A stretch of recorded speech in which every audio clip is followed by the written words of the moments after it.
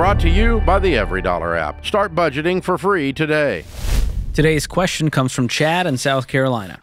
He says, I work full-time and I have a lawn care business on the side. Part of my business income was paid in cash and partly by payment apps like Venmo, etc. I've been paying taxes on everything except the cash, and I was wondering morally and legally how I should handle that income. Obviously, I already pay a lot of taxes, and I'm trying to save money where I can. Should I feel bad about this? And if so, should I clear everything up with the IRS and pay back what's due to them?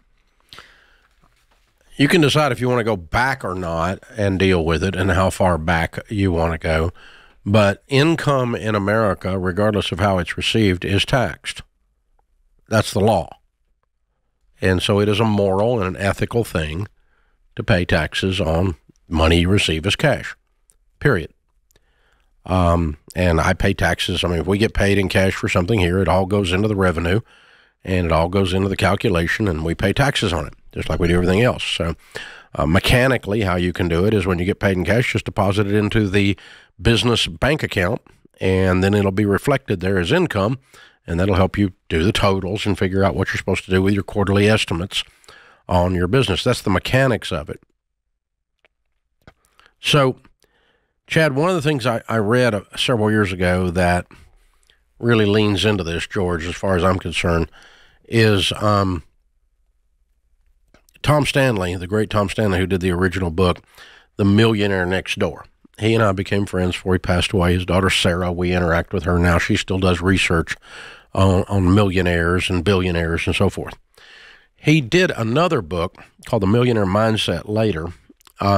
There's two books by that name, but he did one by that name, and where he studied billionaires that wasn't millionaires, right? Billionaires. And he studied people who had accumulated $1 billion from nothing. And so these were very billion is 1,000 million. And he went at this research a little bit different. He tried to find the correlating things in their life.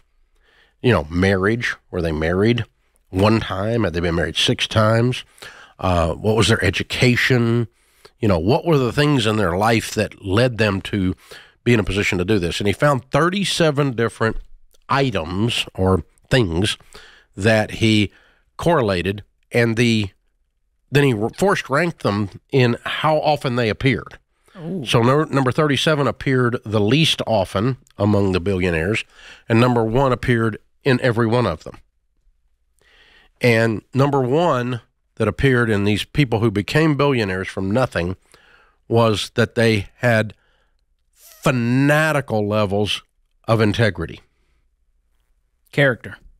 Every time he interviewed a competitor, a friend, an employee, a former employee, his kids, his wife, when they spoke of this man, they always spoke of impeccable integrity, not just honesty, but integrity is a wholeness to it. And he's the same on Sunday as he is on Monday.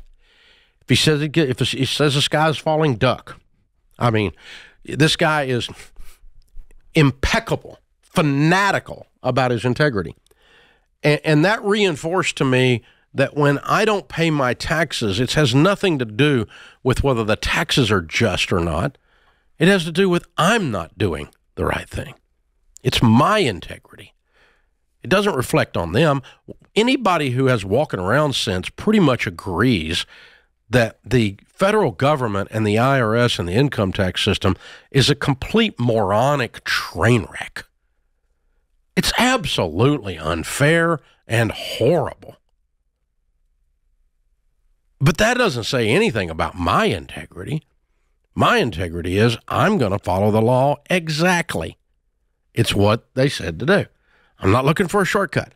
And so we report every stinking dime that we take in at the Ramseys because it makes a statement about me, not about them.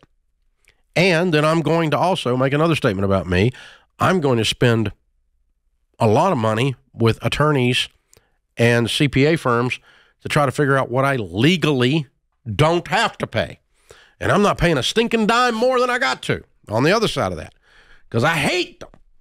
But still, my dislike of the tax system is not going to be reflected, not going to change me as a person of integrity, because I want to be on that list that Tom Stanley did.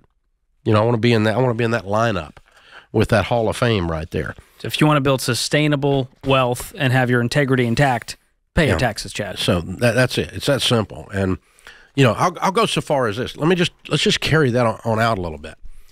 Fanatical integrity means like when you work for someone and they pay you to work there, when you're not working, you're stealing. When you're sitting on your Facebook account for 3 hours while you're being paid to do work that you're not doing, that's not integrity. That's stealing. It's not cute. Everybody does it, but everybody's broke. And everybody doesn't have a good life. And everybody struggles in their relationships. And everybody can't deal with anything except their anxiety and their heart attacks and their obesity and everything else. So everybody you don't want to be like. So here's what's weird. Even if it's not popular with your coworkers, while you're at work, work. All day. Every day. Because that makes a statement about you, not about them. It's not about, well, my boss is toxic. Oh, kiss my butt. Because they wanted you to work. Now you have a toxic boss. It's a toxic work environment. They expect me to work and I can't live on Facebook. You're killing me here. Dadgum snowflakes. Work while you're at work. It's an integrity issue, you know? And so it carries through every part of your life. You know, get there 5 minutes early, get there 5 minutes late. Leave 5 minutes late. Don't be the first one screeching the tires out of the dadgum parking lot every afternoon. You know, it's not that hard. That's a sign of integrity. It's a sign of integrity. And I figured out being on time is integrity. I hate that one. Once I figured it out, though, trains run on time around here. We put a little clock up on things. Staff meetings got a little countdown clock. Yeah. We start at 8:30. We don't start at 8:32. We start at 8:30.